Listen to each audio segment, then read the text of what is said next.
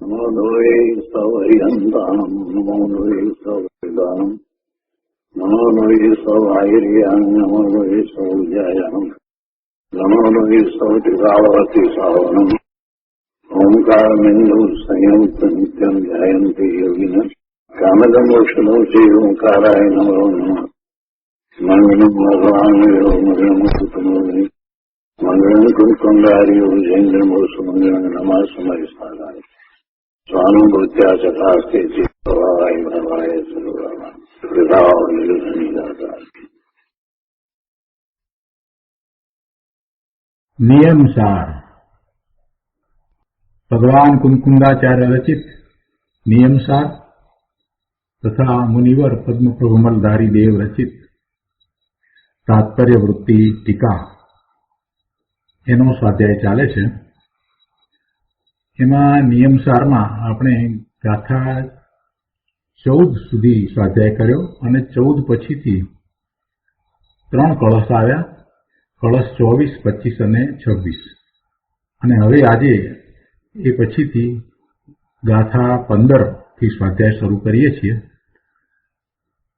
પણ અનુસંધાન મળી રહે એટલા માટે થોડુંક પુનરાવર્તન કરીએ. ગાથા 13 નો વિચાર કરીએ તો 13મી ગાથામાં દર્શન ઉપયોગની વાત કરી. એની પહેલા અગાઉ જ્ઞાન ઉપયોગની વાત થઈ હતી. ત્યાર પછીથી 13મી ગાથાથી દર્શન ઉપયોગની વાત કરી અને 13મી અને 14મી આ બે ગાથામાં દર્શન ઉપયોગની વાત કરી. 13મી ગાથામાં સ્વભાવ દર્શન ઉપયોગની વાત કરી અને એમાં સ્વભાવ દર્શન ઉપયોગમાં એ 2 પ્રકારે છે એ વાત કરી. એટલે ત્યાં દર્શનની વાત કરવી હતી અને સ્વભાવ દર્શનની વાત કરી તો સાથે એક વાતની સ્પષ્ટતા કરી લીધી કે દર્શન એટલે સામાન્ય અવલોકન, પ્રતિભાસ અને શ્રદ્ધા એમ બંને સાથે લેવા, સાથે સમજવા. એટલે પછી ત્યાં સ્વભાવ દર્શન ઉપયોગમાં 2 ભેદ પાડ્યા, કારણ સ્વભાવ દર્શન ઉપયોગ અને કાર્ય સ્વભાવ દર્શન ઉપયોગ. પણ ત્યાં શબ્દ એ મૂક્યો કે કારણ દ્રષ્ટિ અને કાર્ય દ્રષ્ટિ એમ 2 શબ્દ મૂકવામાં આવ્યા. અને કારણ દ્રષ્ટિને સમજાવતા ત્યાં એમ વાત કરી કે એ દ્રષ્ટિ એટલે શ્રદ્ધા, તો સ્વરૂપ શ્રદ્ધાન માત્ર છે, આત્માના ખરેખર સ્વરૂપ શ્રદ્ધાન માત્ર છે, એ રીતે વાત કરી. અને પછી કાર્ય દ્રષ્ટિ ને સમજાવી કે જે એક કારણ દ્રષ્ટિ ને લીધે એવું કાર્ય પ્રગટ થાય છે એ વાત આવી. એટલે એ રીતે આ સ્વભાવ દર્શન ઉપયોગ 13મી ગાથામાં સમજાવ્યો. અને તે પછીથી 14મી ગાથામાં વિભાવ દર્શન ઉપયોગની વાત કરી. દર્શન ઉપયોગના સ્વભાવ દર્શન ઉપયોગ અને વિભાવ દર્શન ઉપયોગ 2 ભેદમાંથી પછી 14મી ગાથામાં વિભાવ દર્શન ઉપયોગની વાત કરી.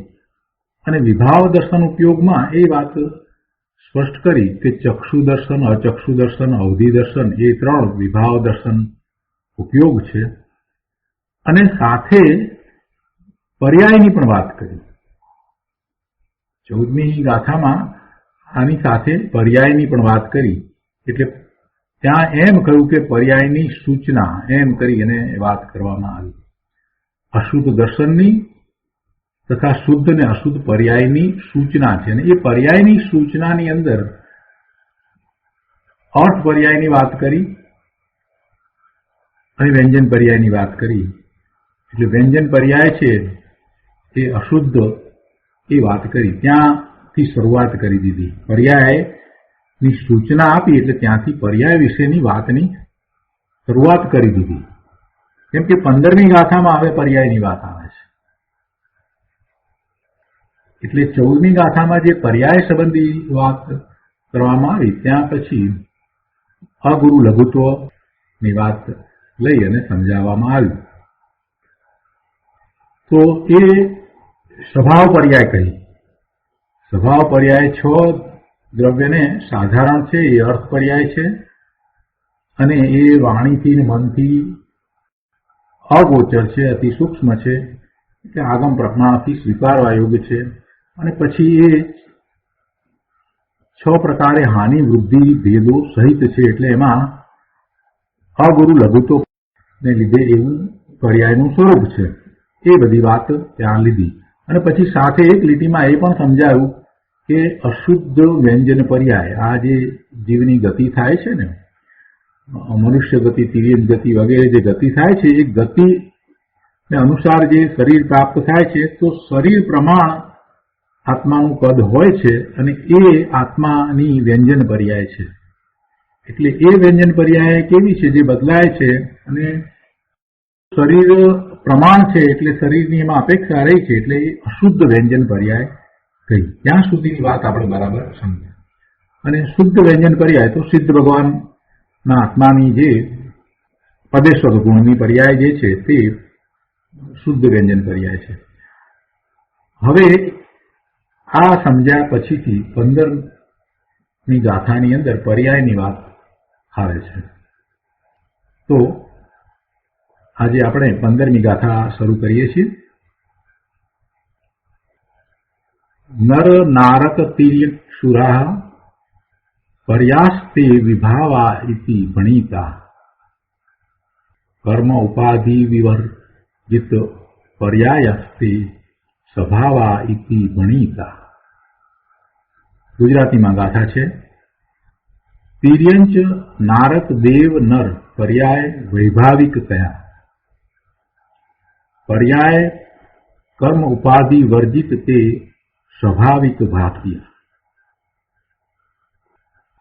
એના અન્વયાર્થમાં કહે છે કે નર નારક તિર્યંક શુરા પર્યાયા, એટલે કે મનુષ્ય, નારક, તિર્યંજ અને દેવરૂપ પર્યાયો તે વિભાવા, તે વિભાવ પર્યાયો, ઇતિ ભણીતા, તે વિભાવ પર્યાયો છે એમ કહેવામાં આવ્યું છે. કર્મોપાધિ વિવર્જિત પર્યાયા તે સ્વભાવા ઇતિ ભણીતા. કર્મ ઉપાધિ રહિત પર્યાયો સ્વભાવ પર્યાયો કહેવામાં આવ્યા છે. જો મનુષ્ય, નર અને નારકી, તિર્યંજ, દેવ આ બધું જે છે એ કર્મ ઉપાધિ સહિત, એ બધું કર્મ ઉપાધિ સહિત, એટલે એ પર્યાયોને વિભાવ પર્યાયો કહી. મનુષ્યનો દેહ એમ નહીં, પણ જીવની પર્યાય, મનુષ્ય, નારક, તિર્યંજ, દેવરૂપ જે પર્યાયો, એ બધી પર્યાયો વિભાવ પર્યાયો કહી. અને એમાં કર્મની ઉપાધિ છે, એ કર્મને કારણે થયેલી છે. જ્યારે કર્મની ઉપાધિ રહિત પર્યાયો, જેમાં કર્મની ઉપાધિ નથી, કર્મ વિનાની પર્યાયો, તે સ્વભાવ પર્યાયો કહેવામાં આવી છે. આ મનુષ્ય, નારકી, તિર્યંજ, દેવ એ બધી જે પર્યાય છે એ વિભાવ પર્યાય છે. એ વાત તો આપણને સમજાય છે. અને એ પર્યાયો એટલા માટે છે કે એને કર્મની ઉપાધિ છે. જીવની દશા કર્મ સહિત છે ત્યારે એવી એની પર્યાય છે. એટલે પર્યાય તો આપણે જીવની સમજવાની છે અહીંયા, અને એ અનુસાર એને શરીર જે પ્રાપ્ત થયું છે તે, પણ એ શરીરની વાત નથી. જે પર્યાય છે એ જીવની પર્યાય, અને એ પર્યાય કર્મની ઉપાધિને કારણે આવી છે. મનુષ્ય, તિર્યંજ વગેરે છે. પણ એ સિવાય કર્મની ઉપાધિ વિનાની, કર્મની ઉપાધિ રહિત પર્યાયો પણ છે, અને એને સ્વભાવ પર્યાયો કહેવાય છે. એટલે આ પ્રમાણે સ્વભાવ પર્યાયો અને વિભાવ પર્યાયો અહીંયા પહેલા તો જુદી પાડી. હવે ટીકાની અંદર સ્વભાવ પર્યાયોની પહેલા વાત લીધી છે, પછી વિભાવ પર્યાયોનું કથન કરવામાં આવ્યું છે. તો ટીકામાં મુનિવર કહે છે કે આ સ્વભાવ પર્યાયો અને વિભાવ પર્યાયનું સંક્ષેપ કથન છે. જો મૂળ ગાથામાં જોશો તો પહેલી લીટીની અંદર વિભાવ પર્યાયની વાત કરવામાં આવી છે, જ્યારે ટીકા જે લીધી છે એમાં સ્વભાવ પર્યાયની પહેલા વાત કરવામાં આવી છે. કે છે કે ત્યાં સ્વભાવ પર્યાયો અને વિભાવ પર્યાયો મધ્યે પ્રથમ સ્વભાવ પર્યાય 2 પ્રકારે કહેવામાં આવે છે. સ્વભાવ પર્યાયની વાત પહેલા લીધી છે અને સ્વભાવ પર્યાયના 2 ભાગ પાડ્યા. 2 પ્રકારે સ્વભાવ પર્યાય છે, કારણ શુદ્ધ પર્યાય અને કાર્ય શુદ્ધ પર્યાય. અગાઉ આપણે ઉપયોગ વખતે પણ એ સમજ્યા છીએ કે જ્ઞાન ઉપયોગની વાત હતી અને દર્શન ઉપયોગની વાત હતી, ત્યારે પણ એ સ્વભાવ જ્ઞાન ઉપયોગ અને સ્વભાવ દર્શન ઉપયોગ આપણે સમજ્યા હતા. અને ત્યાં એ સ્વભાવ જ્ઞાન ઉપયોગ જ્યારે કર્યો ત્યારે પણ એના બે ભાગ આ રીતે જ પાડ્યા હતા: કારણ સ્વભાવ જ્ઞાન ઉપયોગ અને કાર્ય સ્વભાવ જ્ઞાન ઉપયોગ. અને પછી જ્યારે દર્શન ઉપયોગમાં સ્વભાવ દર્શન ઉપયોગની વાત કરી ત્યારે એના પણ એ જ રીતે બે ભેદ પાડ્યા હતા: કારણ સ્વભાવ દર્શન ઉપયોગ અને કાર્ય સ્વભાવ દર્શન ઉપયોગ. પણ ત્યાં એને દ્રષ્ટિ શબ્દ મૂકી અને એમાં દર્શન અને શ્રદ્ધા બંનેને સાથે લેવામાં આવ્યા હતા. અહીંયા પણ આપણને પહેલી દ્રષ્ટિએ તો એમ લાગે કે કારણ શુદ્ધ પર્યાય અને કાર્ય શુદ્ધ પર્યાય. પણ હવે સહેજ અહીંયા ફેર ક્યાં પડે છે એ જરા સમજી લઈએ કે બંને પર્યાય છે. ત્યાં જયારે એમ કહ્યું હતું કે કારણ સ્વભાવ જ્ઞાન ઉપયોગ, જયારે એમ કહ્યું હતું તો કારણ સ્વભાવ જ્ઞાન ઉપયોગ જે કહ્યો અને પછી એના પછી કાર્ય એ પર્યાય રૂપે હતું. જે કારણ સ્વભાવ જ્ઞાન ઉપયોગ કયો તો એ પારિણામિક ભાવે છે, પ્રવ્યાસિક જ્ઞાનનો વિષય છે, એ બધું ત્યાં કહેવામાં આવ્યું. અને ત્યાર પછીથી એ કાર્ય સ્વભાવ જ્ઞાન ઉપયોગ કયો કે જેને કેવળ જ્ઞાન કહ્યું એ પર્યાય રૂપે કહેવામાં આવ્યું. એટલે ત્યાં એક જે વાત હતી તે અંદરમાં પડેલ શક્તિરૂપ દ્રવ્યની વાત હતી, બીજી પર્યાયની વાત હતી. પણ અહીંયા તો બંનેને પર્યાય કહી છે. કારણ શુદ્ધ પર્યાય અને કાર્ય શુદ્ધ પર્યાય બંનેમાં પર્યાય જ કહી છે. એટલે સમજવાનું અહીંયા છે, સૂક્ષ્મતા અહીંયા ઘણી છે. કારણ શુદ્ધ પર્યાય અને કાર્ય શુદ્ધ પર્યાય. સ્વભાવ પર્યાય બે પ્રકારે કહેવામાં આવે છે: કારણ શુદ્ધ પર્યાય અને કાર્ય શુદ્ધ પર્યાય. એની સમજ અહીંયા આપી છે એ આપણે પહેલા લઈએ. ટીકામાં મુનિવર કહે છે કે અહીં સહજ શુદ્ધ નિશ્ચયથી અનાદિ અનંત અમૂર્ત અતીન્દ્રિય સ્વભાવવાળા અને શુદ્ધ એવા સહજ જ્ઞાન, સહજ દર્શન, સહજ ચારિત્ર, સહજ પરમ વિતરાગ સુખાત્મક શુદ્ધ અંતરતત્વ સ્વરૂપ જે સ્વભાવ અનંત ચતુષ્ટયનું સ્વરૂપ, તેની સાથેની જે પૂજિત પંચમ ભાવની પરિણતિ, એટલે કે તેની સાથે તન્મયપણે રહેલી જે પૂજ્ય એવી પારિણામિક ભાવની પરિણતિ, તે જ કારણ શુદ્ધ પર્યાય છે. કારણ શુદ્ધ પર્યાયની વ્યાખ્યા કરતા એમ સમજાવ્યું છે કે એ પંચમ ભાવ પરિણતિ, એ પંચમ ભાવ પરિણતિ રૂપ કારણ શુદ્ધ પર્યાય છે. સહજ ગુણ લીધા છે એવા ચતુષ્ટય અનંત ચતુષ્ટયની વાત કરી છે. તો એની સાથે તન્મયપણે રહેલી, તેમયપણે રહેલી જે એવી પારિણામિક ભાવની પરિણતિ છે તે કારણ શુદ્ધ પર્યાય છે. કાર્ય શુદ્ધ પર્યાયની વાત પછી કરીશું. પહેલા કારણ શુદ્ધ પર્યાયને આપણે સમજવાની છે, જે બહુ મહત્વનો વિષય છે, જે સૂક્ષ્મ છે અને ગહન વિષય છે. શું કહ્યું મુનિવરે કે અહીં સહજ શુદ્ધ નિશ્ચયથી અનાદિ અનંત અમૂર્ત અતીન્દ્રિય સ્વભાવવાળા અને શુદ્ધ એવા સહજ જ્ઞાન, સહજ દર્શન, સહજ ચારિત્ર, સહજ પરમ વિતરાગ સુખાત્મક શુદ્ધ અંતરતત્વ સ્વરૂપ, આવું અંતરતત્વ, એવા અંતરતત્વ સ્વરૂપ જે સ્વભાવ અનંત ચતુષ્ટયનું સ્વરૂપ, સહજ જ્ઞાન, સહજ દર્શન, સહજ ચારિત્ર અને સહજ સુખ એવા અંતરતત્વ સ્વરૂપ જે સ્વભાવ, જે અનંત ચતુષ્ટયનું સ્વરૂપ, તો તેની સાથે પંચમ ભાવ પરિણતિ એની સાથે જે પંચમ ભાવ પરિણતિ છે તે જ કારણ શુદ્ધ પર્યાય છે. પંચમ ભાવ પરિણતિ કઈ? પારિણામિક ભાવની પરિણતિ. પંચમ ભાવ પરિણતિ કહો કે પારિણામિક ભાવની પરિણતિ કહો, તો એ પારિણામિક ભાવની પરિણતિ તે કારણ શુદ્ધ પર્યાય છે. હવે પારિણામિક ભાવમાં તો કોઈ ઉત્પાદન વ્યય છે નહીં, તો આ પારિણામિક ભાવની જે પરિણતિ છે, જે ઉત્પાદ વય વિનાની પરિણતિ છે, એને અહીંયા કારણ શુદ્ધ પર્યાય કહી છે. પારિણામિક ભાવ છે તો પારિણામિક ભાવની પરિણતિ કે જેની અંદર સામાન્ય પર્યાયની માફક ઉત્પાદને વ્યય નથી, છતાંય એ પરિણતિ છે.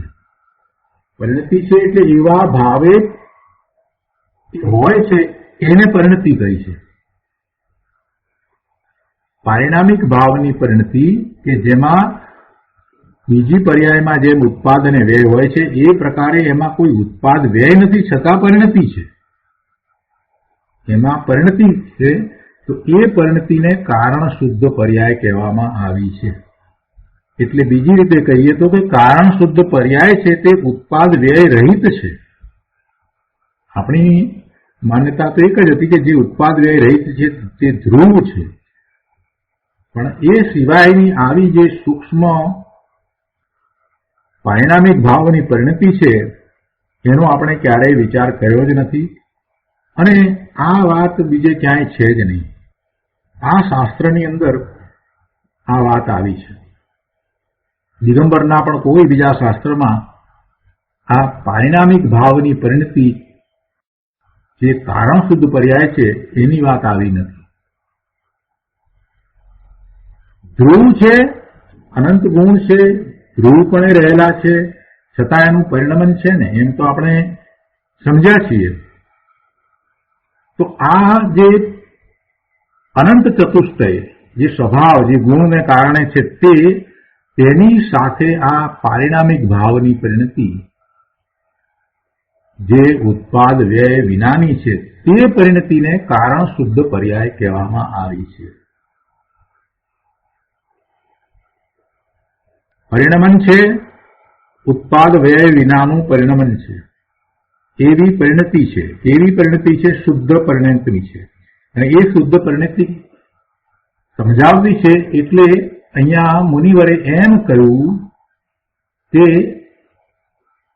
શુદ્ધ અંતતત્વ સ્વરૂપ જે સ્વભાવ અનંત ચતુષ્ટયનું સ્વરૂપ તેની સાથેની જે પૂજિત પંચમ ભાવ પરિણતિ અથવા તો પારિણામિક ભાવની પરિણતિ તે કારણ શુદ્ધ પર્યાય છે. એટલે આમાં જે પર્યાય સંસારી પર્યાય, મોક્ષ માર્ગની પર્યાય ને સિદ્ધની પર્યાય એવી જે જુદી જુદી પર્યાયો જે છે એવી પર્યાયો આવતી નથી, અને એ બધી પર્યાયો છે એના તો ઉત્પાદ અને વ્યય છે. જ્યારે આ તો પરિણતિ છે, આ તો પારિણામિક ભાવની પરિણતિ છે. શુદ્ધ ભાવે પરિણમન. આશરે 2 વર્ષ પહેલા ફિલાડેલ્ફિયામાં પરીક્ષણ દરમિયાન 10 લક્ષણ પરીક્ષણ દરમિયાન ત્યાં એ લોકોએ પ્રશ્ન કરેલો કે આત્માનું પરિણમન 2 પ્રકારે. કહ્યું કે હા, એ 2 પ્રકારે. તો જે એ લોકોને બહુ બેસતું નહોતું. એક આ પરિણમન જે 12મા જે આપણને પર્યાય એક પછી એક થતી દેખાય છે તે, અને બીજું અંદરમાં જે ત્રિકાળ શુદ્ધ પરિણતિ છે તે, એ આ ત્રણેય કાળે રહેતી જે પરિણતિ જેમાં ઉત્પાદ વ્યય નથી અને પરિણતિ છે એ તો સતત છે જ. એ ના હોય તો દ્રવ્યને આપણે પૂર્ણ કઈ રીતે કહી શકીએ? દ્રવ્ય છે, ગુણ છે, અને એવી ત્રિકાળ પરિણતિ પણ છે. એ પરિણતિ સહિત આખું દ્રવ્ય છે. આ 12મા જે પરિણામ આવ્યા, બહાર પરિણતિ પ્રગટ જે દશા થઈ એ તો જુદી. એમાં તો શુભાશુભ ભાવે પણ જીવ થાય છે અને શુદ્ધ ભાવે પણ થાય છે, અને એમાં મોક્ષ માર્ગની પર્યાય પણ છે અને મોક્ષની પણ પર્યાય છે, સિદ્ધની પણ પર્યાય છે. તો એમાં તો ઉત્પાદ અને વ્યય છે, અને આ તો ઉત્પાદ વ્યય રહિત પરિણતિ છે. શાંતિથી સમજવું પ્રભુ, મૂળ વસ્તુને સમજશો ને પછી અઘરું નહીં લાગે. એટલા માટે હું આ વધારે વિવરણ કરી રહ્યો છું. ગુરુદેવે તો બહુ સરસ રીતે સમજાવી જ છે, પણ થોડીક બેઝિક વાત જો પહેલેથી જ પકડાઈ ગઈ હોય તો ગોટાળા ન થાય, અને એટલા માટે જ આપણે 13મી ગાથાથી શરૂ કરીને આ વાત લીધી, અને સાથે સાથે જ્ઞાનની વાત પણ સાથે લીધી, એટલે બધું સ્પષ્ટ રહે છે, એક સાથે બધું સ્પષ્ટ રહે. તો હવે આવી પરિણતિ, જેને કારણ શુદ્ધ પર્યાય કહેવામાં આવી છે, એની વાત આપણે આજે લેવાની છે. હવે આગળ જે ટીકાનો ભાગ છે એમાં કાર્ય શુદ્ધ પર્યાયની વાત છે, અને એના પછી બીજી વ્યંજન પર્યાયની વાત છે. એ બધી વાત આપણે ટીકાની એ વાતને અત્યારે લેતા નથી. પહેલા આ કારણ શુદ્ધ પર્યાયની જેટલી વાત આપણે લીધી છે એ વાતને આપણે ગુરુદેવ પાસેથી સમજીએ. એનો ઘણો વિસ્તાર છે. એ પૂરી થયા પછીથી આપણે કાર્ય શુદ્ધ પર્યાય લઈશું, તો તે વખતે ટીકામાંથી એ ભાગ વાંચીશું. તો પ્રવચન રત્ન ચિંતામણી ભાગ પહેલો, એમાં પાના નંબર 237, ગાથા 15, ટીકા ઉપરનું પ્રવચન. જો પુસ્તક બધાએ રાખવું જરૂરી છે. પુસ્તક ન હોય તો કોમ્પ્યુટરમાંથી ખોલવું, કોમ્પ્યુટર ન હોય તો ટેબ્લેટમાંથી ખોલવું, અને ટેબ્લેટ ન હોય તો સ્માર્ટફોનમાંથી ખોલવું. ગમે તે પ્રકારે પણ પુસ્તક રાખવું ખૂબ જ જરૂરી છે. અહીંયા કહે છે કે સ્વભાવ પર્યાયો અને વિભાવ પર્યાયોનું આ સંક્ષિપ્ત કથન છે, અને એમાં સ્વભાવ પર્યાયો અને વિભાવ પર્યાયો મધ્યે પ્રથમ સ્વભાવ પર્યાય બે પ્રકારે કહેવામાં આવે છે. એટલે મધ્ય એટલે કે પહેલા સ્વભાવ પર્યાયની વાત કેવી છે બે પર્યાયોમાં, તો પહેલા એ વાત કહેવામાં આવે છે. તો સ્વભાવ પર્યાય, કારણ શુદ્ધ પર્યાય અને કાર્ય શુદ્ધ પર્યાય, એમ બે પ્રકારે છે. ગુરુદેવ એને સમજાવે છે. ગુરુદેવ કહે છે કે અગુરુ લઘુ ગુણની સ્વભાવ પર્યાય પહેલા 14મી ગાથામાં આવી ગઈ છે.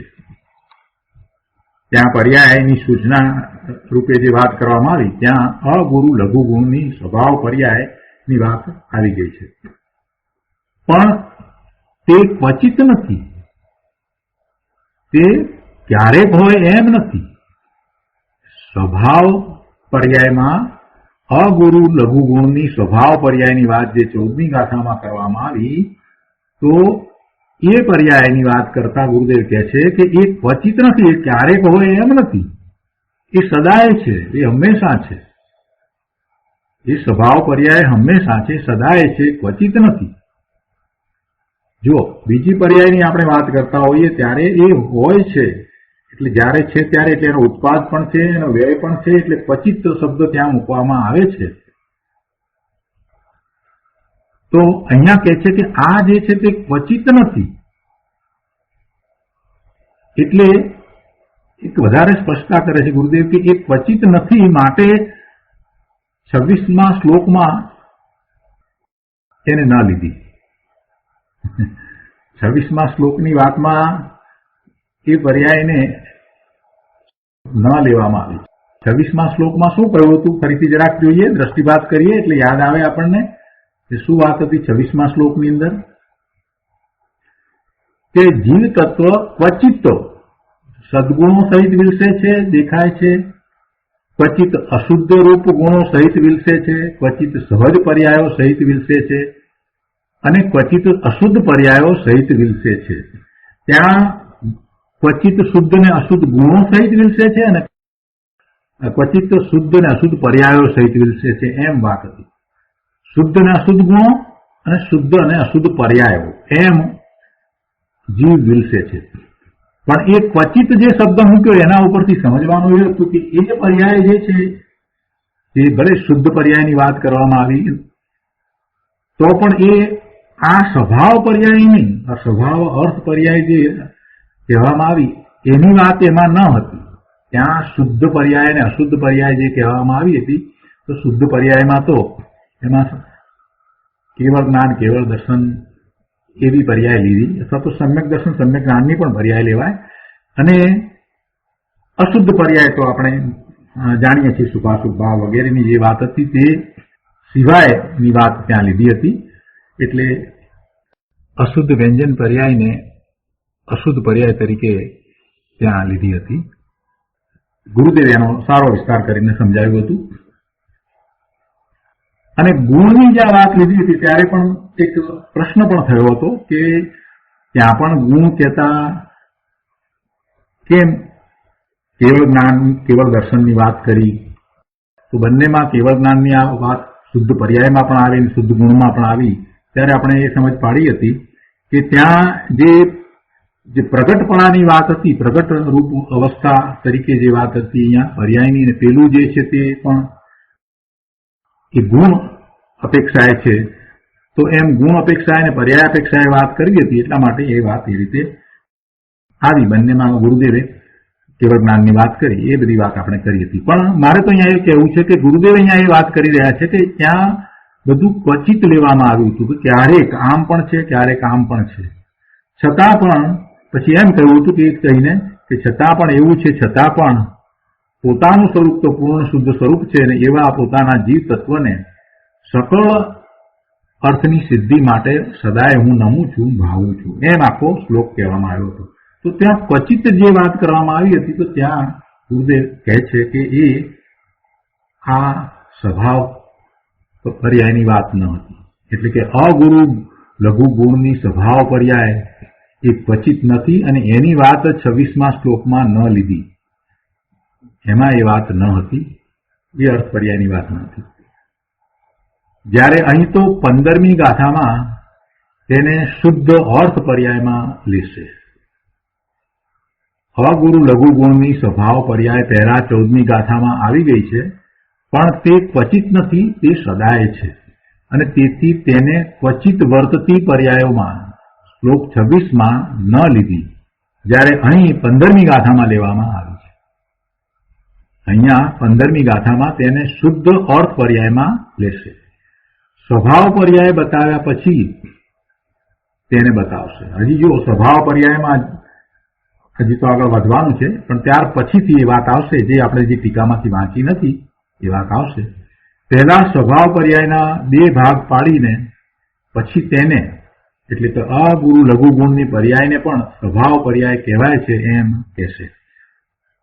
તો આ પછીથી જે વાત આવવાની છે એની સૂચના રૂપે ગુરુદેવે આપણને સમજ આપી છે. હવે મૂળ વાત ઉપર આવીએ. આપણે આજે જેટલો વિષય લેવાનો છે તેટલો એના ઉપર કોન્સન્ટ્રેશન કરીએ. અહીંયા કહે છે કે સ્વભાવ પર્યાય 2 પ્રકારે કહેવામાં આવે છે, કારણ શુદ્ધ પર્યાય અને કાર્ય શુદ્ધ પર્યાય. જો આ કારણ શુદ્ધ પર્યાયનો અધિકાર આ ઠેકાણે જ વિસ્તારથી છે, એટલે કે અહીંયા જ વિસ્તારથી છે, બીજે ક્યાંય અન્ય મતમાં તો નથી, પણ દિગંબર ગ્રંથોમાં આ ગાથા સિવાય બીજે ક્યાંય આવું સ્પષ્ટીકરણ નથી. આ કારણ શુદ્ધ પર્યાયનો અધિકાર અહીં 15મી ગાથા સિવાય બીજા દિગંબરના શાસ્ત્રોમાં પણ આવો સ્પષ્ટ નથી. હવે પહેલા કારણ શુદ્ધ પર્યાયની વાત લે છે. બહુ શાંતિથી અને ધીરજથી સમજવું ભાઈ, કેમ કે આ અપૂર્વ અલૌકિક વાત છે. પહેલા આ વાત હતી, પણ હમણાં એ ચાલતી જ નહોતી. પહેલા આ વાત હતી, ગુરુદેવ કહે છે કે આ વાત તો હતી, ભગવાનના વખતમાં તો બધી વાત હતી, તો પછીથી એવો કાળ આવ્યો અને એમાં આ વાત નહોતી. શાસ્ત્રમાં એ વાત રહી ગઈ હતી. ગુરુદેવ એને બહાર લાવ્યા. ગુરુદેવે એની ઘણી સ્પષ્ટતા કરી. અહીં સહજ શુદ્ધ નિશ્ચયથી અનાદિ અનંત અમૂર્ત અતિન્દ્રિય સ્વભાવવાળા અને શુદ્ધ એવા, એવી રીતે ટીકામાં શરૂઆત કરી.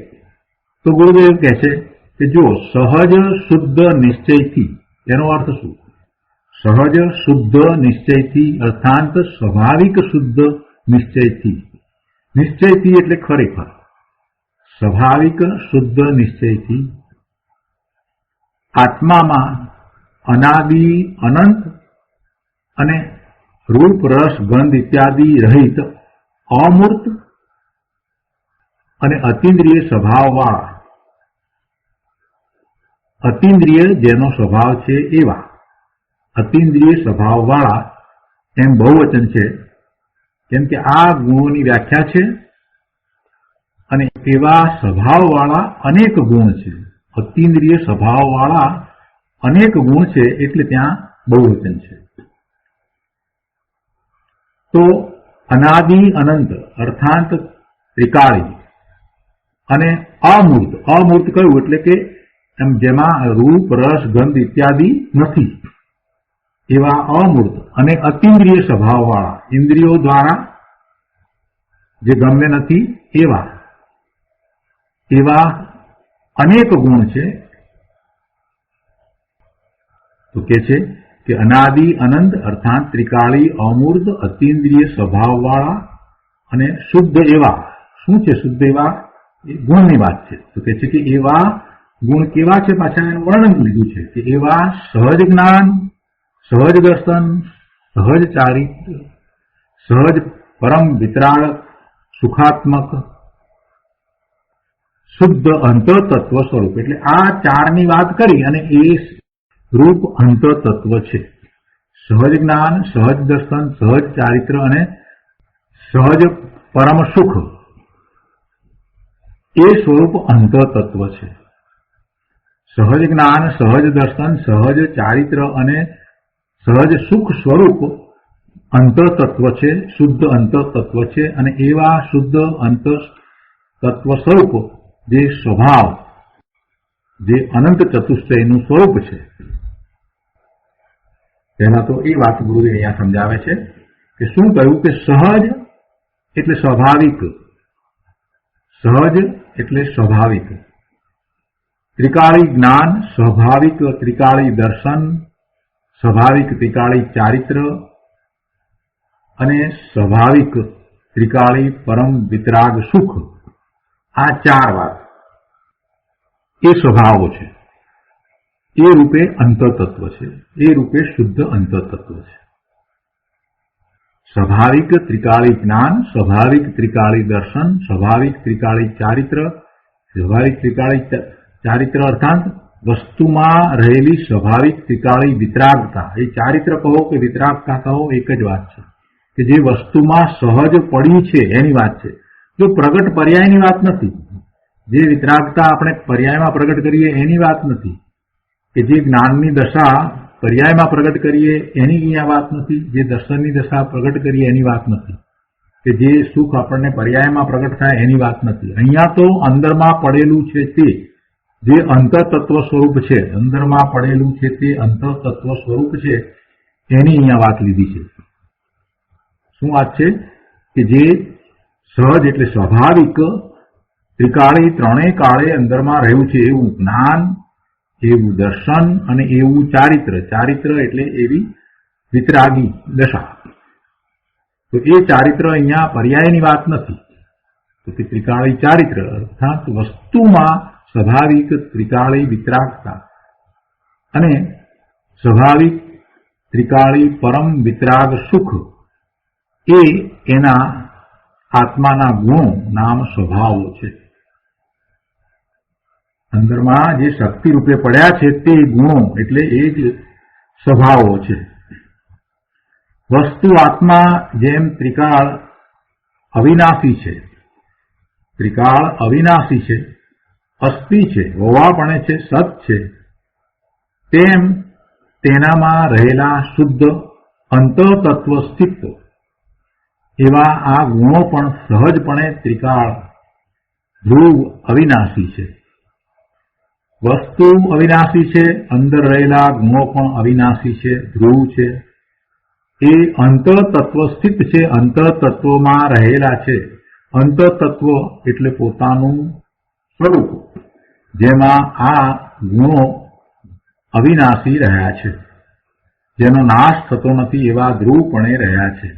એવા આ ચાર સ્વરૂપ સહજ જ્ઞાન, સહજ દર્શન, સહજ ચારિત્ર અને સહજ પરમ વિતરાગ સુખ એમ સ્વભાવ અનંત ચતુષ્ટય સ્વરૂપ ભગવાન આત્મા છે, એવો આ ભગવાન આત્મા છે. કે છે હવે કે સ્વાભાવિક જ્ઞાન, સ્વાભાવિક દર્શન બધું સ્વાભાવિક લીધું છે. જ્ઞાન સ્વાભાવિક, દર્શન સ્વાભાવિક, ચારિત્ર સ્વાભાવિક, પરમ વિતરાગ સુખ સ્વરૂપ એ શુદ્ધ અંતર તત્વ છે. તો એ પર્યાયરૂપ નહીં, જે સ્વાભાવિક અંદર છે તે એવું આત્માનું સ્વરૂપ છે, એવું અનંત ચતુષ્ટયનું સ્વરૂપ છે. બીજી રીતે કહીએ તો ચતુષ્ટયમાં ચાર આવ્યા ને, તો સહજ જ્ઞાન, સહજ દર્શન, સહજ ચારિત્ર એટલે વિતરાગતા અને સહજ સુખ, સહજ પરમ વિતરાગી સુખ, એ ચાર આવ્યા. અને તેના સ્વરૂપે સ્વભાવ અનંત ચતુષ્ટયનું સ્વરૂપ છે. અહીં સુધી ત્રિકાળી દ્રવ્ય ગુણ કયા. આ જે વાત કરી એ ત્રિકાળી દ્રવ્ય અને ત્રિકાળી ગુણની વાત કરી. જે સહજ છે એમ કહ્યું એટલે એ છે એમાં કાંઈ ફેર પડતો નથી, એ પાછળથી ઉત્પન્ન થયું છે એમ નથી, એટલે એમાં ઉત્પાદ વ્યય નથી.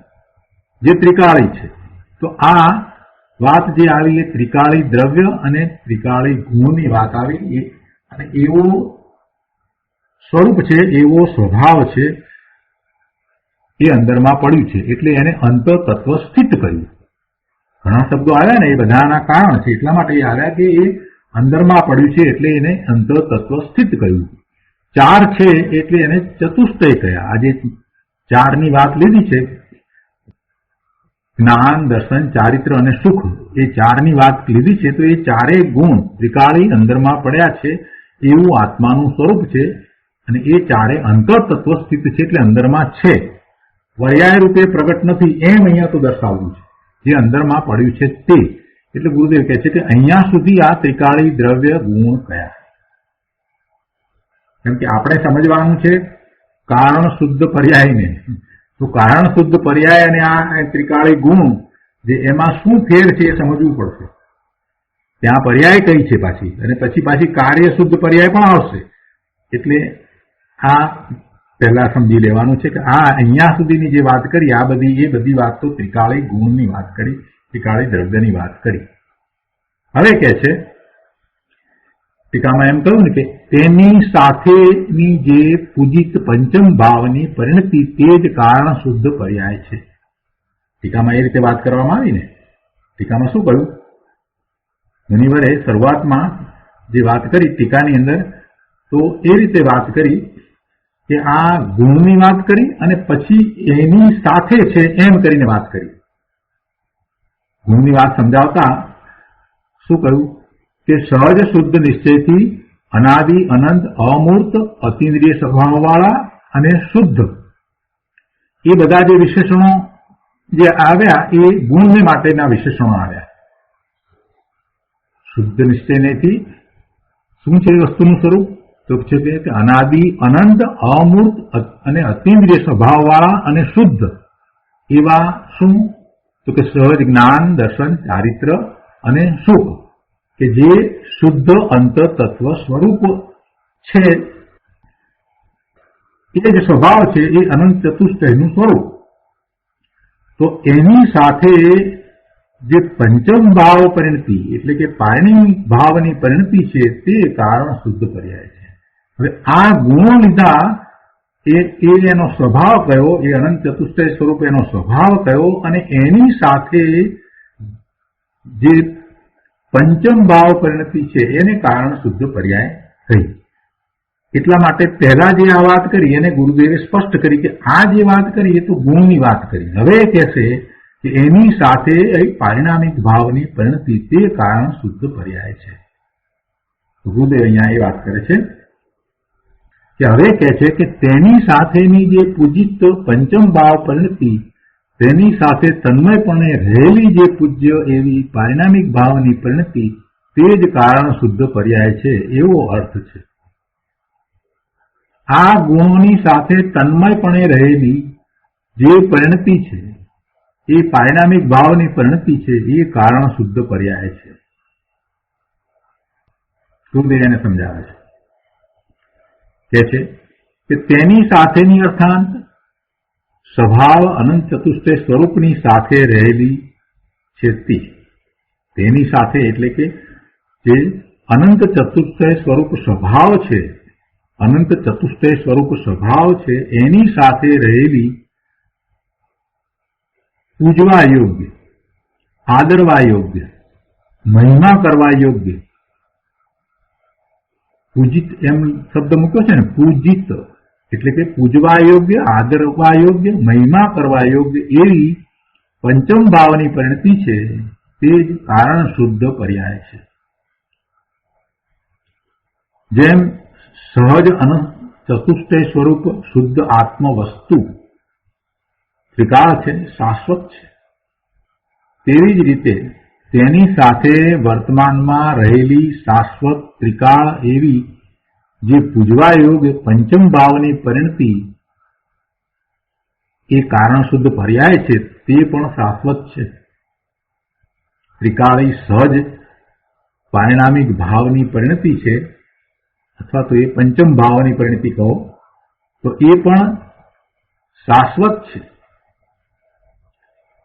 શું કહે છે કે જેમ સહજ અનંત ચતુષ્ટય સ્વરૂપ શુદ્ધ આત્મ વસ્તુ શાશ્વત ત્રિકાળ છે, તેમ તેની સાથે વર્તમાનમાં રહેલી શાશ્વત ત્રિકાળ એવી, જો વર્તમાનમાં રહેલી એમ કહ્યું પણ એ તો સદાય રહેલી છે, ભૂતકાળમાં પણ એવી ને એવી, અને વર્તમાનમાં એવી અને ભવિષ્યમાં પણ એવી, એટલે એ શાશ્વત ત્રિકાળ રહેલી છે, એટલે અત્યારે પણ છે. શું? એવી પંચમ ભાવની પરિણતિ વર્તમાનમાં રહેલી કહી અને દર્શાવવું એ છે. ગુરુદેવે એ શબ્દ એટલા માટે મૂક્યા છે કે એ અત્યારે પણ છે, ભૂતકાળમાં હતી અને ભવિષ્યમાં પણ રહેશે, એ ત્રિકાળ છે. એવી ત્રિકાળ શાશ્વત પૂજવા યોગ્ય પંચમ ભાવની પરિણતિ. હવે પરિણતિ છે એટલે એનો અર્થ કર્યો છે કે એ અવસ્થા છે, પણ આ અવસ્થા કેવી છે કે જેમાં ઉત્પાદ વ્યય નથી. એ અવસ્થા નવી નવી ઉત્પન્ન થાય એમ નથી, એ અવસ્થા એક સમયની નથી.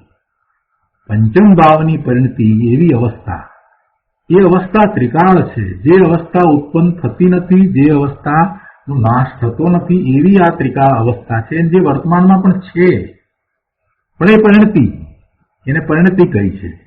અને આ પરિણતિ એ સ્વભાવ સાથે રહેલી છે. સ્વભાવ અનંત ચતુષ્ટય સ્વરૂપ છે એવો આત્માનો સ્વભાવ, જે એના શાશ્વત અંદરમાં રહેલા ગુણોને કારણે છે, તો એની સાથે રહેલી આ પંચમ ભાવની પરિણતિ અથવા તો પારિણામિક ભાવની પરિણતિ છે, તે પણ શાશ્વત છે. એ ત્રિકાળ રહેલી છે, એ કાંઈ નવી નવી ઉત્પન્ન થતી નથી. આ પંચમ ભાવની પરિણતિ કઈ એટલે એને અવસ્થા કહ્યું. એ ખરેખર એ અવસ્થા છે, પણ એ એવી અવસ્થા છે કે જે ત્રિકાળ રહે છે, એમાં કોઈ ઉત્પાદ વ્યય છે નહીં, અને એને કારણ શુદ્ધ પર્યાય કહેવામાં આવી છે. આગળ કહે છે કે આ પંચમ ભાવ એટલે ત્રિકાળી સહજ પારિણામિક ભાવ. પંચમ ભાવ એટલે સહજ પારિણામિક ભાવ, તથા જે આ સહજ જ્ઞાનાદિ કહ્યા છે તે બધા પારિણામિક ભાવે છે. સહજ જ્ઞાનાદિ જે ગુણો કયા એ પણ બધા પારિણામિક ભાવે છે. એ અંતરતત્વ સ્વરૂપ છે, અંદરમાં રહેલા છે, અને એ પારિણામિક ભાવે છે, એટલે કે એમાં કાંઈ ઉત્પન્ન થતું નથી. એ તો ત્રિકાળ દ્રવ્ય રૂપે રહ્યા છે, એટલે પારિણામિક ભાવે છે. તો એ પારિણામિક ભાવે છે એટલે કે સહજ ભાવે છે, ત્રિકાળ ભાવે છે, ધ્રુવ ભાવે છે. અર્થાત તે પર્યાય ભાવે નથી, તેમાં ઉત્પાદ અને વ્યય નથી, એટલે એ ત્રિકાળ ધ્રુવ ભાવે છે. શું? આ સહજ જ્ઞાન, સહજ દર્શન, સહજ ચારિત્ર, સહજ સુખ, આ જે છે તે સહજ ભાવે છે, એટલે પારિણામિક ભાવે છે, એટલે કે એ ત્રિકાળ ભાવે છે, ધ્રુવ ભાવે છે, એ પર્યાય ભાવે નથી, એટલે એ પારિણામિક ભાવે છે. તો ત્રિકાળી દ્રવ્યની સાથે રહેલી પંચમ ભાવની પરિણતિ એ કારણ શુદ્ધ પર્યાય છે. એ પરિણતિને અવસ્થા કહી, પણ આ અવસ્થા જે છે એ બદલાતી અવસ્થા, એ એવી અવસ્થા નથી, એમાં ઉત્પાદ વ્યય નથી. પંચમ ભાવની પરિણતિ વર્તમાન અવસ્થા તે કારણ શુદ્ધ પર્યાય છે. આ કારણ શુદ્ધ પર્યાય અવસ્થા એ પર્યાય હોવા છતાં ઉત્પાદ વ્યય વિનાની છે, અર્થાત એમાં ઉત્પાદ વ્યય નથી. આવી સૂક્ષ્મ વાત છે. ત્રિકાળ અવસ્થા છે. ત્રિકાળ અવસ્થા છે તે કારણ શુદ્ધ પર્યાય છે, અને એ સ્વભાવ અનંત ચતુષ્ટય સ્વરૂપની સાથે રહેલ પારિણામિક ભાવની પરિણતિ રૂપે છે. જો આમાં આપ્યું છે ને કૌંસમાં સ્પષ્ટતા કરવા માટે કે તેની સાથે તન્મયપણે રહેલી, તેની સાથે એટલે એવા ત્રિકાળી સ્વાભાવિક ગુણો, એની સાથે જે સ્વભાવ અનંત ચતુષ્ટય સ્વરૂપ છે એની સાથે તન્મયપણે અર્થાત એકપણે રહેલી. જો એક વાતની સ્પષ્ટતા અહીંયા કરી દઉં કે ગુણો કહી અને પછી પાછું સ્વભાવ અનંત ચતુષ્ટય સ્વરૂપ, એમ બે વાત કેમ કરવામાં આવી હશે? ગુણોની સાથે કહ્યું હોત અથવા તો એના સ્વભાવની સાથે કહ્યું હોત તો ચાલત ને, પણ દર્શાવવું એ છે કે જે ગુણો છે એ ત્રિકાળ શાશ્વત અંદર રહેલા છે, અને એવા ગુણોને કારણે જેવો એનો સ્વભાવ છે, જેવું એનું અનંત ચતુષ્ટય સ્વરૂપ છે, એવા સ્વરૂપની સાથે, એટલે સ્વરૂપની સાથે કહેતા એમાં એ ગુણોની સાથે છે એ આવી જાય છે. આપણે જયારે દ્રવ્ય કહીએ તો એમાં એ વાત આવી જાય છે કે દ્રવ્ય એટલે ગુણોનો સમૂહ, એ વાત અંદર આવી જાય છે. છતાંય આપણે કહીએ છીએ કે અનંત ગુણોનો સમૂહ એવો ભગવાન આત્મા, એમ બોલીએ છીએ ને. તો એવી રીતે અહીંયા આ ગુણો લેવામાં આવ્યા, એટલે ગુણો એ જ સ્વભાવ છે, એ જ સ્વરૂપ છે, અને એ અંદરમાં રહેલું છે, એટલે એને અંતતત્વ કહ્યું. એટલે એને અંતતત્વ કહ્યું. એટલે અંતતત્વ સ્થિત એમ કહ્યું એટલે અંદરની વાત છે, અંદરમાં જે પડેલું છે, રહેલું છે, એ એમાં કઈ ગૂંચવાઈ જવા જેવું નથી. અને સ્વાભાવિક ગુણો કયા? એટલે જે ત્રિકાળ રહેતી વસ્તુ છે એની વાત છે, જે નવું નવું ઉત્પન્ન થાય એની વાત નથી. સદગુણો આપણને પર્યાયમાં ઉત્પન્ન થાય ને, એને પણ આપણે અપેક્ષાથી ગુણ કહીએ છીએ, તો એની અહીંયા વાત નથી. જે સ્વાભાવિક છે એની વાત છે. જે 26મા શ્લોકમાં લેવામાં આવ્યું, શુદ્ધ અને અશુદ્ધ ગુણો જે લેવામાં આવ્યા, તો એ ગુણ એટલે એ જે પ્રગટ થાય છે તે ગુણની વાત હતી. જે સ્વાભાવિક અંદરમાં પડેલા ગુણ છે એની વાત ન હતી. પોતાની જે દશા થાય છે ને એમાં જે કંઈક પ્રાપ્ત પ્રગટ થાય છે, એચિવમેન્ટ જે છે, એ બધું એ ગુણ, એને પણ આપણે ગુણ કહીએ છીએ, અપેક્ષાએ ગુણ કહીએ છીએ. પણ એની વાત અહીંયા નથી. અહીંયા તો સ્વાભાવિક ત્રિકાળ ગુણ. હવે સ્વાભાવિક ત્રિકાળ ગુણ છે એ એનો સ્વભાવ છે, અને એવા સ્વરૂપ રૂપે ભગવાન આત્મા રહેલો છે. તો એ સ્વરૂપ જે છે એની સાથે તન્મયપણે જે પારિણામિક ભાવની જે પરિણતિ છે એને કારણ શુદ્ધ પર્યાય કહેવામાં આવી છે.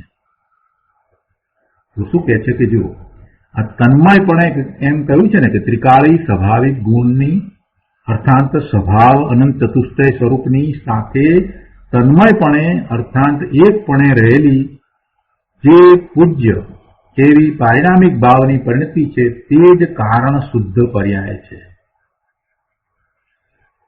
વસ્તુ છે તે શાશ્વત સત છે, એટલે હોવાપણે છે, કાયમ હોવાપણે છે. અને જે શાશ્વત સત હોય, જે કાયમ હોવાપણે હોય, હંમેશા હોવાપણે હોય, એને પછી ઉત્પાદ ને વયનો તો પ્રશ્ન જ નથી, એ ઉત્પન્ન થતું જ નથી, અને એનો નાશ પણ હોય નહીં. જે શાશ્વત વસ્તુ હોય તે અણઉત્પન્ન હોય, તે ઉત્પન્ન થયેલું નથી હોતું, અને એનો નાશ પણ ન હોય, એટલે અવિનાશી હોય છે.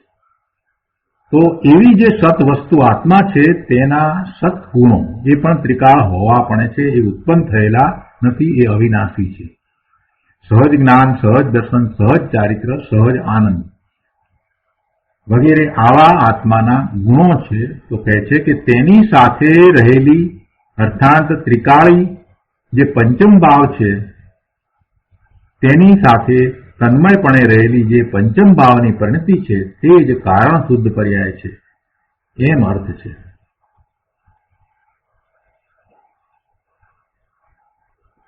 હવે આપણને પ્રશ્ન થાય કે આવી કારણ શુદ્ધ પર્યાય કહેવાની શું જરૂર પડી? આવી કારણ શુદ્ધ પર્યાય શા માટે કહી? તો એ વાત ગુરુદેવ સમજાવે છે. ખૂબ શાંતિથી સમજવા જેવું છે. જુઓ, ગુરુદેવ કહે છે કે 6 દ્રવ્યનો આપણે વિચાર કરીએ તો એમાં 6 દ્રવ્યની અંદર પૂતગળ અને જીવ દ્રવ્ય સિવાયના બાકીના જે 4 દ્રવ્ય છે ને, ધર્માસ્તિકાય, અધર્માસ્તિકાય, આકાશ ને કાળ, એ 4 જે દ્રવ્યો છે તેમાં તેનો ત્રિકાળી ધ્રુવ દ્રવ્ય ભાવ અને તેનો ઉત્પાદ વ્યયરૂપ ભાવ એક સરખો છે. આપણે એને શું કહીએ છીએ કે એનું તો પરિણમન જે છે તે સ્વાભાવિક પરિણમન જ છે, એને વિભાવ પરિણમન છે જ નહીં એવું આપણે કહીએ છીએ, એવું સમજતા આવ્યા છીએ. એને બીજા પ્રકારે પરિણમન છે જ નહીં, સ્વાભાવિક પરિણમન જ છે, એને વિભાવિક પરિણમન છે જ નહીં. આ 4 છે એને સ્વાભાવિક પરિણમન છે. તો સ્વાભાવિક પરિણમન એટલે શું થયું કે જે ધ્રુવ ભાવ છે એ અને જે પરિણમન છે એ એક સરખા છે. ધ્રુવ ભાવ અને પરિણમન એક સરખા છે. શાંતિથી સમજવા જેવું છે. ગુરુદેવે જે શબ્દ મૂક્યા છે ને, બહુ તોડીને મૂકેલા શબ્દ છે પ્રભુ, તો અંદરમાંથી આવ્યા છે. ધ્રુવ દ્રવ્ય ભાવ જેવો છે એવું જ પરિણમન છે. પરિણમનમાં એ ઉત્પાદ વ્યય એ પર્યાય થાય છે, પણ એ બંને એક સરખા છે. શું કહે છે કે આ જે 4 દ્રવ્યો છે તેમાં તેનો ત્રિકાળી ધ્રુવ દ્રવ્ય ભાવ અને તેનો ઉત્પાદ વ્યયરૂપ ભાવ જે પરિણમન છે તો એ એક સરખો છે. ઉત્પાદ વ્યય થાય એ તો પરિણતિ છે, અને જે ઉત્પાદ વ્યયરૂપ પરિણતિ છે એ આ 4 દ્રવ્ય છે એમાં એક રૂપ ધારા છે. એમાં જુદું કાંઈ નથી, એમાં જુદા પ્રકારે થતું નથી. એટલે આપણે એને એમ કહીએ છીએ કે સ્વાભાવિક પરિણમન છે. એને સ્વાભાવિક પરિણમન જ હોય, એને વિભાવિક પરિણમન નથી. એટલું તો આપણે પહેલા સમજ્યા છીએ. જયારે ક્રમબદ્ધ પર્યાયની વાત આવી ત્યારે પર્યાય સમજાવી ત્યારે પણ આ વાત આપણે લીધી છે કે આ 4 દ્રવ્યનું પરિણમન છે તે સ્વાભાવિક પરિણમન છે. જયારે પૂતગળ અને જીવનું પરિણમન સ્વાભાવિક અને વિભાવિક એમ 2 પ્રકારે છે. એ વાત ત્યાં લીધી છે, બરાબર છે? બધાને યાદ હશે, એ સ્લાઇડ પણ બધાને યાદ હશે. તો આ 4નું જે સ્વાભાવિક પરિણમન જે કહ્યું, સ્વાભાવિક પરિણમન એટલે શું કે જે સ્વભાવ છે, તો જેવા ગુણ છે, જે દ્રવ્યનો ભાવ છે એ જ દ્રવ્યના ભાવે જ એક સરખું એવું જ એમનું પરિણમન થાય છે. એટલે કહે છે કે દ્રવ્ય ભાવ, ધ્રુવ દ્રવ્ય ભાવ અને એનો ઉત્પાદ વ્યયરૂપ ભાવ એ એક સરખા છે. જીવને 2 પ્રકારે થાય છે. જીવનો દ્રવ્ય ભાવ તો ત્રિકાળ શુદ્ધ છે જ, પણ પરિણમનમાં શુદ્ધ ભાવે પરિણમન પણ છે અને શુભાશુભ ભાવે એટલે અશુદ્ધ ભાવે પણ પરિણમન છે. પૂતગળમાં પણ એમ જ છે.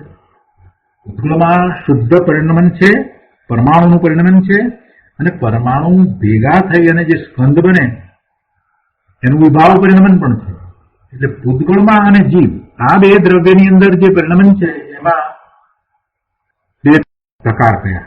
પણ આ જે 4 દ્રવ્ય જે કયા, ધર્માસ્તિકાય, અધર્માસ્તિકાય, આકાશ અને કાળ, એ જે 4 દ્રવ્ય છે એમાં તો તેનો જે ત્રિકાળી ધ્રુવ દ્રવ્ય ભાવ અને તેનો ઉત્પાદ વ્યયરૂપ જે પર્યાય ભાવ એટલે પરિણમન જે છે એ એક ભાવે છે, એક સરખા છે. એ 4 દ્રવ્યમાં એ એક રૂપ ધારા છે. ગુરુદેવ એને વધારે સ્પષ્ટ કરે છે. ગુરુદેવ કહે છે કે જો ધર્માસ્તિકાય, અધર્માસ્તિકાય, આકાશ અને કાળ એ 4 દ્રવ્યોની પરિણતિ પર્યાય અનાદિ અનંત ઉત્પાદ વ્યયપણે એક સરખી છે, એક રૂપ ધારાય છે. એમાં કાંઈ જુદું હોતું નથી. તો એવી ઉત્પાદ વ્યય વિનાની એક સરખી એક રૂપ ધારા એક ધ્રુવ પર્યાય આત્મામાં છે એમ કહેવું છે. અહીંયા જે આ એકરૂપ એક ધારાએ છે ને, એવી એકરૂપ એક ધારાએ પરિણતિ, એકરૂપ પરિણતિ આત્મામાં પણ છે એમ સમજાવવું છે. આ અહીંયા એકરૂપ એક સરખી પરિણતિ જે કહી એ એક ધારાએ છે ચારે દ્રવ્યની અંદર, તો એવી એકરૂપ એક ધારાએ પરિણતિ આત્મામાં પણ છે. અને એ પરિણતિ જે છે એને કારણ શુદ્ધ પર્યાય કહેવામાં આવી છે. કે છે કે ધર્માસ્તિકાય અધર્માસ્તિકાય આકાશ અને કાળ એ ચાર દ્રવ્યોની પરિણતિ પર્યાય અનાદિ અનંત ઉત્પાદ વ્યય પણ એક સરખી છે, એક રૂપ ધારાએ છે. ભલે ત્યાં ઉત્પાદ અને વ્યય ત્યાં સાથે લીધા છે, ઉત્પાદ અને વ્યય કહ્યા છે, પણ એની પરિણતિ કેવી છે? એક સરખી છે, એક સરખી છે, એક રૂપ ધારાએ છે, એમાં કોઈ ફેરફાર નથી, એક રૂપ ધારાએ છે. તો એવી એક રૂપ ધારાએ એક સરખી પરિણતિ આત્મામાં પણ છે, એ વાત અહીંયા તો સમજાવી છે. ગુરુદેવ કહે છે કે તો એવી ઉત્પાદ વ્યય વિનાની, કે ઉત્પાદ વ્યય વાળી જે પરિણતિ જે છે જીવની, એ તો બે પ્રકારે છે. ઉત્પાદ વ્યય રૂપ જે પરિણતિ જે કહી, એ પર્યાય જે કહી, એ પર્યાય જે છે જેના ઉત્પાદ વ્યય છે તો બે પ્રકારે છે, શુદ્ધ છે અને અશુદ્ધ પણ છે. સ્વનું લક્ષ કરતા જે થાય છે તે શુદ્ધ છે, અને પરના લક્ષ્ય થાય છે તે અશુદ્ધ છે, શુભાશુભ ભાવરૂપ પરિણતિ છે. તો એવી ઉત્પાદ વ્યય સહિતની જે પરિણતિ જે છે જીવની, એવું જે પરિણમન છે એ પરિણમન બે પ્રકારે છે. એ તો આપણે જાણીએ છીએ કે પરનું લક્ષ કરે છે ત્યારે એને શુભાશુભ ભાવરૂપ પરિણમન થાય છે, એ વિભાવ પરિણમન આપણે જેને કહીએ છીએ. અને સ્વનું લક્ષ કરતા એને નિર્મળ પરિણમન થાય છે, સમ્યક દર્શન, સમ્યક જ્ઞાન, સમ્યક ચારિત્ર્યના પરિણામ થાય છે. તો એવું શુદ્ધ પરિણમન. પણ આ બે પ્રકાર થયા, અને એમાં ઉત્પાદ વ્યય છે. પણ એ સિવાય આ બે પ્રકારના જે પરિણમનની જે વાત કરી એ ઉત્પાદ વ્યય સહિતના પરિણમન છે. ત્યારે ઉત્પાદ વ્યય વિનાની એક ધારાએ એક સરખી પરિણતિ પણ જીવની છે. આત્માની ઉત્પાદ વ્યય વિનાની પરિણતિ, અને એવી પરિણતિ જે એક રૂપ છે, જેમાં ચાર દ્રવ્યોને એક રૂપ પરિણતિ છે, એવી રીતે જીવને પણ એક રૂપ પરિણતિ છે. અને એવી એ એક રૂપ પરિણતિ એને કારણ શુદ્ધ પર્યાય કહેવામાં આવી છે. આત્માને પણ એવી એક રૂપ પરિણતિ છે, એને કારણ શુદ્ધ પર્યાય કહેવામાં આવી છે. ઉત્પાદ વ્યયની વાત નથી કરવી. ઉત્પાદ વ્યય રૂપ જે પરિણતિ છે એવા પરિણામ થાય છે, એમાં તો એના સ્વભાવને અનુસરીને થતા પરિણામ, એટલે કે સ્વભાવ પરિણતિ એટલે શુદ્ધ પરિણામ, કે જે પોતાના સ્વરૂપનું લક્ષ કરતા થાય છે એવા છે, અથવા તો વિભાવ પરિણામ એટલે કે જેમાં પરનું લક્ષ કરીને થતા શુભાશુભ ભાવ થાય છે એવા પરિણામ છે. પણ એ બધા કેવા? એ બધા તો ઉત્પાદ વ્યય રૂપ છે. એ તો ઉત્પાદ વ્યય રૂપ છે. એ પરિણામ નવા નવા થાય છે, પહેલા ન હોય એવા પરિણામ થાય છે, સ્વતંત્ર રીતે થાય છે. એ પર્યાય. અહીંયા બીજી વાત કરવી છે કે આ તો છે ઉત્પાદ વ્યયરૂપ પરિણામ થાય છે એવી પરિણતિ તો જીવની છે, પણ જેમાં ચાર દ્રવ્ય લીધા એને એક રૂપ એક સરખી પરિણતિ છે, જેમાં ઉત્પાદ વ્યય એના બતાવ્યા છે, પણ એની એ એક સરખી પરિણતિ એક રૂપ ધારાએ પરિણતિ છે. તો એવી જેમાં બદલાવ ન હોય એવી એક રૂપ ધારાએ પરિણતિ, અને એવી એક રૂપ ધારાએ પરિણતિ પણ જીવની છે. અને એ એક રૂપ ધારાએ પરિણતિ છે એ પારિણામિક ભાવની પરિણતિ છે, અને એ પારિણામિક ભાવની પરિણતિને કારણ શુદ્ધ પર્યાય કહેવામાં આવી છે. ધીરે ધીરે સમજાય એવું છે પ્રભુ. હજી આગળ ઘણો વિસ્તાર આવશે. આજે જેટલી વાત થઈ છે એના ઉપર વિચાર કરવો, અને આજે જેટલો સ્વાધ્યાય થયો છે એનો ફરીથી વાંચી અને ખૂબ વિચાર કરવાની જરૂર છે. બધું સમજાય એવું છે પ્રભુ. તો આજનો સ્વાધ્યાય આપણે અહીંયા સુધી રાખીએ છીએ. આગળ ઘણો વિસ્તાર આવશે. બધું જ આપણે શાંતિથી સમજવાના છીએ, અને એ સમજવાથી આપણને પોતાના સ્વરૂપનું મહાત્મ્ય આવે છે અને પોતાના સ્વરૂપનું મહત્વ આવતા દ્રષ્ટિ સ્વરૂપ તરફ વળે છે. હવે સુખધામ બોલીએ. સુખધામ અનંત સુખ